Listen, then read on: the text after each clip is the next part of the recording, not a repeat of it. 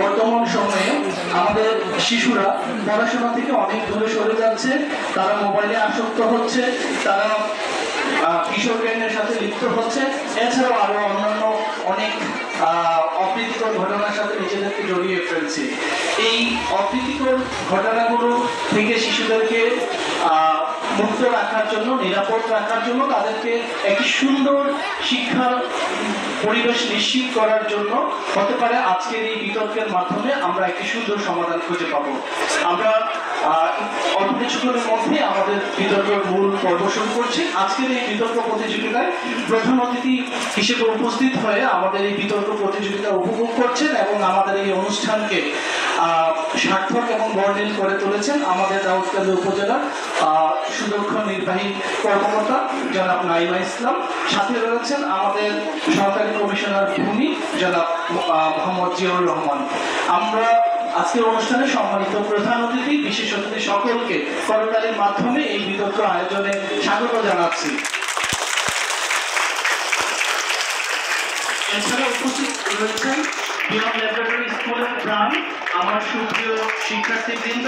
এই beyond laboratory school থেকে একটি নতুন অভিজ্ঞতা অর্জন করব, যার মাধ্যমে আমাদের একটি নতুন প্ল্যাটফর্ম তৈরি হবে, যেখান থেকে আমাদের শিক্ষার্থীরা আমাদের এই বিয়ন্ড ল্যাবরেটরি স্কুলের যে আদর্শ, আমাদের যে নৈতিকতা, আমাদের যে শিক্ষার বিস্তৃতি সারা দেশে ছড়িয়ে দিতে। এছাড়া উপস্থিত রয়েছেন বিয়ন্ড ল্যাবরেটরি স্কুলের সম্মানিত অভিভাবকবৃন্দ।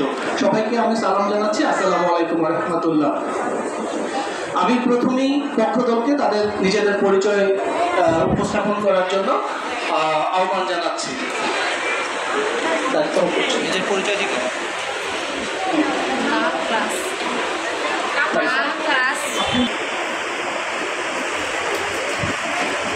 প্রথমেই পক্ষ দলের দলনেতাকে পরিচয় করিয়ে দিচ্ছি। রওজাতুল জান্নাত জারিফা। হ্যাঁ, পক্ষ দলের দলনেতা পরিচয় করিয়ে দিচ্ছি। জান্নাতুল মাওয়া জাফরিন। পরিচয় করিয়ে দিচ্ছি সাফওয়ান মাশফি। দলনেতা সাফওয়ান মাশফি। হ্যাঁ, দুঃখিত, পক্ষ দলের দলনেতা হচ্ছে সাফওয়ান মাশফি। ধন্যবাদ সবাইকে। এ পর্যায়ে পরিচয় করিয়ে দিয়েছি বিপক্ষ দলের যারা সদস্য রয়েছেন, তাদের মধ্যে সাইমা আক্তার বর্ষা। তালি হবে ওদের জন্য, একটা জোরে তালি হবে। বিপক্ষ দলের অন্যতম সদস্য হচ্ছে সিদ্ধাতুল মুনতাহা স্নেহা এবং বিপক্ষ দলের দলনেতা হচ্ছে সুমাইয়া আক্তার। সবাইকে অনেক অনেক অভিনন্দন এবং শুভকামনা জানাচ্ছি আজকের এই বিতর্ক প্রতিযোগিতায় অংশগ্রহণ করার জন্য। আমরা আশা করব প্রত্যেকে তোমরা নিজেদের সুন্দর উপস্থাপনের মাধ্যমে আজকের যে বিতর্কের বিষয় রয়েছে, শিশুর অবক্ষয়ে অভিভাবকই বেশি দায়ী, তার পক্ষে এবং বিপক্ষে চমৎকার যুক্তি উপস্থাপন করবে।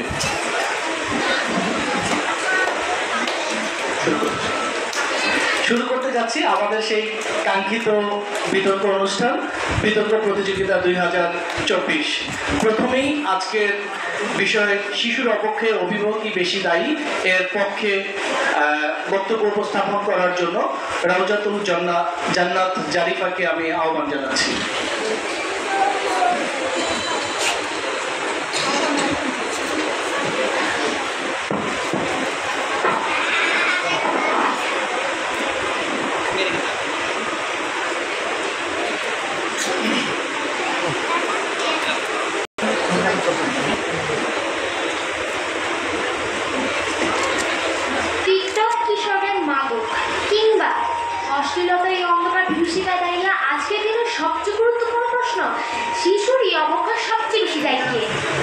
একজন সন্তানের প্রথম শিক্ষক তার পরিবার।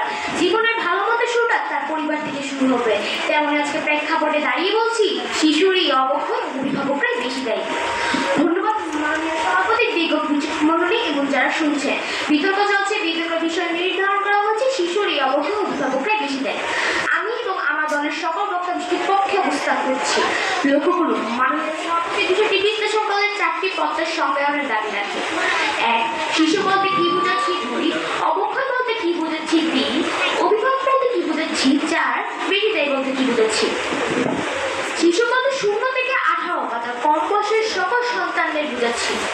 অবক্ষয় বলতে সুস্থ মানসিকতা ও মানবিকতার অবনতিকে বোঝাচ্ছে। অভিভাবক বলতে বোঝাচ্ছে বাবা মা কিংবা যারা শিশুর দায়িত্ব পালন করে। কৃষিটাই বলতে এই অবক্ষয়ের অনেকগুলো কারণ আছে। এই সকল পারিপার্শ্বিক কারণ হচ্ছে অভিভাবকের ভূমিকায় মুখ্য, সেটি বুঝেছি। মাননীয় সভাপতি, আজকে শিশুর অধঃপতনের পেছনে অনেকগুলো প্রভাব কাজ করে। সমাজ, বন্ধুমহল, ধৈর্য জ্ঞানের অভাব, নৈতিকতার অভাব, মূল্যবোধের অভাব, আর এই সকল কিছু শুনে পরিবার উদাসীনতা থেকে এবং দায়িত্বহীনতা থেকে। আর ঠিক সেজন্যই বলছি শিশুর এই অবক্ষয় অভিভাবকরাই বেশি দেয়। অতি আদর করা সন্তানকে ভালো বা মন্দের জ্ঞান না দেয়া, আত্মকেন্দ্রিক করে তোলা কিংবা বাবা মা সময় না দেয়া, এই বিষয়গুলো প্রায় বর্তমানে প্রতিটি ঘরে ঘরে দেখা যায়। আর যখন সন্তান বাবা মা থেকে দূরত্ব কিংবা ছোটবেলা থেকে আত্মকেন্দ্রিক গড়ে ওঠে, তার অবক্ষয় শুরুটা সেখান থেকে শুরু হয়। অভিভাবকের দায়িত্ব উদাসীনতার ফলে একই শিশু আস্তে আস্তে অবক্ষয় দিকে চলে যায়। একজন শিশুর প্রথম শিক্ষা শুরু হয় বাবা মায়ের কাছ থেকে। পরিবার থেকে যে আমরা নৈতিক শিক্ষাগুলো পেয়ে থাকি তার পরবর্তীতে আমাদের ব্যক্তিত্বে প্রকাশ পায়। একটি মানুষ জন্ম থেকে খারাপ হয় না, বরং পারিবারিক শিক্ষার পরিবেশকে ভালো বা মন্দির দিকে ধাবিত করে রাস্তা তৈরি করে দেয়। আর ঠিক সেজন্য বলছি শিশুর এই অবক্ষয় অভিভাবকরাই বেশি দেয়। মাননীয় সভাপতি, আজকে যদি আমরা নৈতিক শিক্ষা ধর্মীয় অনুশাসন নিয়ে কথা বলি, একজন সন্তানের প্রথম শিক্ষক তার বাবা মা। সুতরাং এটা খুবই কথা সাথে একজন শিশু তার বাবা মা থেকে ধর্মীয় নৈতিক শিক্ষায় অভ্যস্ত হবে এবং চর্চা করবে। আর প্রতিটা ধর্মে ভালো মানসিকতা মানবিকতা শিখায়।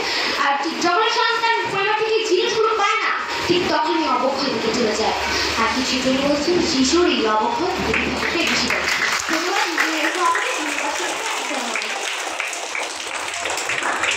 অনেক ধন্যবাদ জানাচ্ছি রাজাতুল জান্নাত জারিফাকে আজকের বিতর্কের পক্ষে তার যুক্তি উপস্থাপন করার জন্য।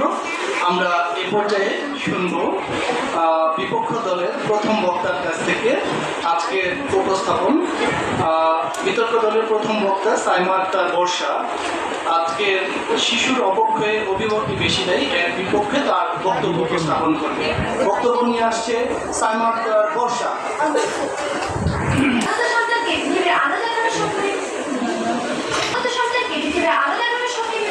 মাই জানে জন্মদানের মধ্যে তার জীবনের প্রতিটুকু নিভে যাওয়ার সম্ভাবনা সত্য।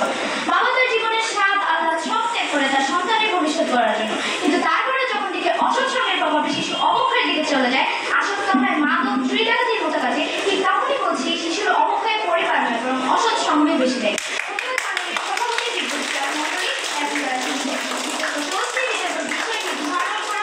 শিশুর অবক্ষয়ে অভিভাবককে বেশি দেয়। আমি এবং আমার দলের সকল বক্তা বিষয়টি তীব্র বিরোধিতা করছি।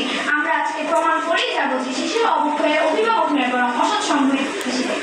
তাই লক্ষ্য করে মাননীয় সভাপতি বিষয়টি বিশ্লেষণ করতে চারটি প্রত্যয় সংশোধনের দাবি রাখে। 1. শিশু বলতে বুঝাচ্ছি। 2. অবক্ষয় বলতে বুঝাচ্ছি। 3. অভিভাবক এবং অসৎ সঙ্গ বলতে বুঝাচ্ছি। 4. বেশি দেয় বলতে বুঝাচ্ছি। শিশু বলতে যে কোনো বয়সের সকল সন্তানদের বুঝাচ্ছি। অবক্ষয় বলতে সুস্থ মানসিকতা ও মানবিকতার অবনতি বুঝাচ্ছি। অভিভাবক বলতে বুঝাচ্ছি বাবা মা কিংবা যারা শিশুর দায়িত্ব পালন করে। আর অসৎ সঙ্গ বলতে বুঝাচ্ছি খারাপ ব্যক্তিদের সংস্পর্শ। বেশি দায়ী বলতে এই অবক্ষয়ের অনেকগুলো কারণ আছে। এই সকল পারিপার্শ্বিক কারণের যে অসৎ সঙ্গের কারণে ভূমিকায় মুখ্য, সেটি বুঝাচ্ছি। মাননীয় সভাপতি, একজন মানুষের অবক্ষয়ের পিছনে অনেক কারণ জড়িত থাকে। সামাজিক মূল্যবোধের অভাব, নির্দিষ্ট অপসংস্কৃতির অভাব, ধর্মীয় অনুশাসন মেনে না চলা, বিচারহীনতা। আর এই প্রত্যেকটি কারণের পিছনে সবচেয়ে বড় প্রভাবক হিসেবে কাজ করে অসৎ সঙ্গ। লক্ষ্য করুন কিভাবে বলছি অপসংস্কৃতির কথা। সংস্কৃতি একটি জাতির প্রাণ, কিন্তু যখন পাশে থাকা বন্ধুটির প্রভাবে ইত্যুক্তি করে নিজ সংস্কৃতিগুলো বিদেশি সংস্কৃতির কারণে করতে গিয়ে দিন দিন অবক্ষয়ের দিকে ধাবিত হয়, সেখানে আমার প্রতিপক্ষ কিভাবে সহবাদীদের প্রভাবে উপেক্ষা করে অভিভাবকদের বেশি দায়ী বলছে প্রশ্ন হলো। আশা করে উত্তর দিয়ে যাবে। তার বাস্তব উদাহরণ হিসাবে আমরা বিমান আর মানুষরা মধ্যকার বন্ধুত্বের যে জঘন্য ঘটনা ঘটেছে সেটি দেখে বুঝতে পারি। মাননীয় সভাপতি, কোনো বাবা মাই চায় না তার সন্তান বড় হয় মদ, নারী, জুয়া